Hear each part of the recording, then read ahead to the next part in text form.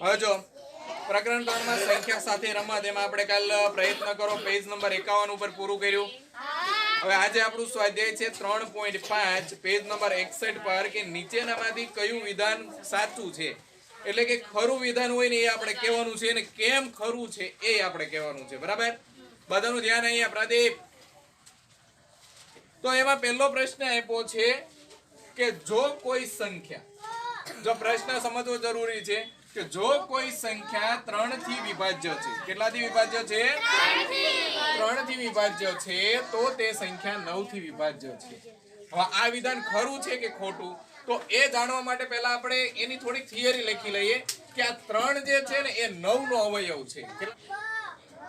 3 એ 9 નો અવયવ છે. પણ 9 ના ઘડિયામાં 3 થોડા જવાબ તરીકે આવે. જો 3 ના ઘડિયામાં 9 આવે, 3 3 9, પણ 9 ના ઘડિયામાં જવાબ તરીકે 3 આવશે, તો કે 9 એ 3 નો અવયવ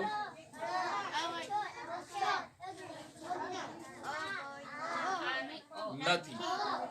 કેમ કે જો કેમ કે 3 એ 9 નો અવયવ છે એ તો ખરું છે, પણ 9 એ 3 નો અવયવ નથી. તેથી જે સંખ્યા 3 થી વિભાજ્ય છે તે 9 થી વિભાજ્ય ન હોય. બરાબર, એટલા માટે વિધાન કેવું થાય છે? ત્યાર પછી બી આપ્યો છે કે જો એક સંખ્યા 9 થી વિભાજ્ય છે, કેટલાથી વિભાજ્ય છે?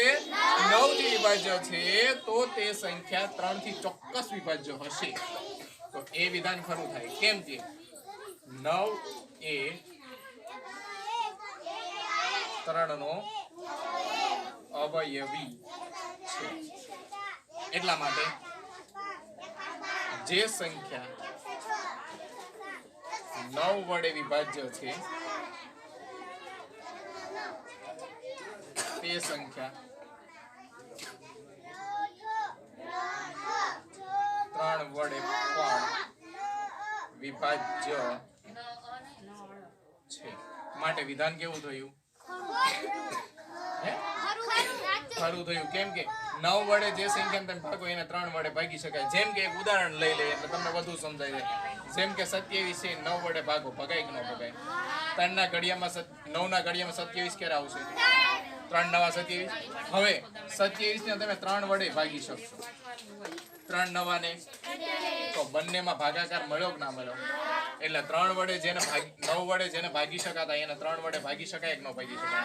અને 3 વડે જેને ભાગી શકાય છે 9 વડે ભાગી શકાય કે ન ભાગી શકાય? એટલે એ વિધાન કેવું થયું? હવે એક સંખ્યા 18 થી વિભાજ્ય છે. કેટલાથી વિભાજ્ય છે? 18 થી વિભાજ્ય છે, તો તે સંખ્યા 3 અને 6 થી વિભાજ્ય છે એવું કહે છે. 3 અને 6 બંનેથી વિભાજ્ય છે. તો આ વિધાન ખરું છે. કેવી રીતે? કેમ કે આ જે 18 છે ને એ 3 અને 6 નો ગુણાકાર જ છે. તો એટલે વિધાન કેવું થયું?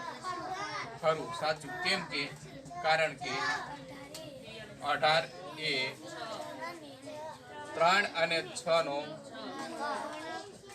ગુણાકાર જ છે, સાથે 3 અને 6 નો અવયવી પણ છે. અવયવી પણ છે. જો તમે 3 ના અવયવી લો ને 6 ના અવયવી લો, જો આપણે બંને લઈએ સમજવા માટે. બરાબર, 3 ના અવયવી 3 1 3, 3 2 6, 3 3 9, 3 4 12, 3 5 15, 3 6 18, 3 7 21. આપણે 18 ની જરૂર હતી એટલે આગળ નથી ચાલતા. બરાબર, 6 ના અવયવી લઈએ. 6 1 6, 6 2 12, 6 3 18, 6 4 24. છે કે નથી? અવયવી છે કે નથી બંનેમાં? સમજાય છે? એટલે બંને સંખ્યાનો અવયવી છે. બીજું કે બંનેનો ગુણાકાર પણ 18 મળે છે. એટલે જો કોઈ સંખ્યા 18 વડે ભાગી શકાય તો જેમ કે આપણે સંખ્યા લઈએ 90 ભાગ્યા 18. હવે 90 ને આપણે 18 વડે ભાગીએ તો 18 પંચા નિશેષ ભાગાકાર કેવો ન થયો? હવે એમ કહે છે જે સંખ્યાને તમે 18 વડે ભાગી એને 3 અને 6 વડે ભાગી શકાય છે. જોઈએ ભાગી શકાય છે કે નહીં?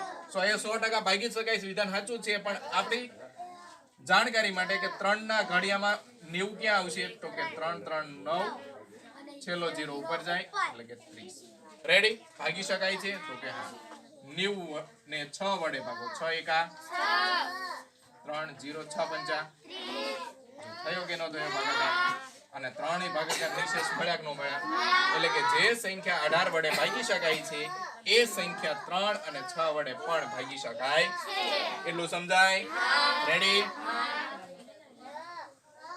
હવે શું કે છે કે જો એક સંખ્યા 9 અને 10 બંનેથી વિભાજ્ય હોય તો તે સંખ્યા 90 થી પણ વિભાજ્ય હોઈ શકે આ વિધાન પણ ખરું છે કેમ ખરું છે તો કે આ 9 અને આ 10 એ કેવા અવયવી કેવી સંખ્યાઓ છે તો કે 9 અને 10 સહ અવિભાજ્ય સંખ્યાઓ છે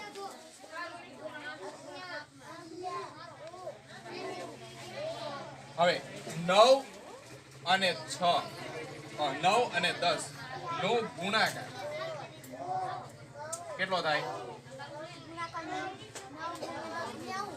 90 એટલે આ જે સંખ્યા 9 અને 10 બંને સંખ્યાથી વિભાજ્ય હશે એ સંખ્યાને તમે 90 વડે પણ ભાગી શકો કે ન ભાગી શકો જેમ કે આપણે સંખ્યા લઈએ કે 90 તો 90 ને 9 વડે ભાગી શકાય 90 ને 10 વડે ભાગી શકાય અને 90 ને 90 વડે પણ ભાગી શકાય એટલે કે 9 અને 10 સહ અવિભાજ્ય સંખ્યાઓ છે એટલા માટે 9 અને 10 વડે 9 અને 10 વડે વિભાજ્ય સંખ્યાઓ વિભાજ્ય હોય તે સંખ્યાને 90 વડે પણ ભાગી શકાય એટલે કે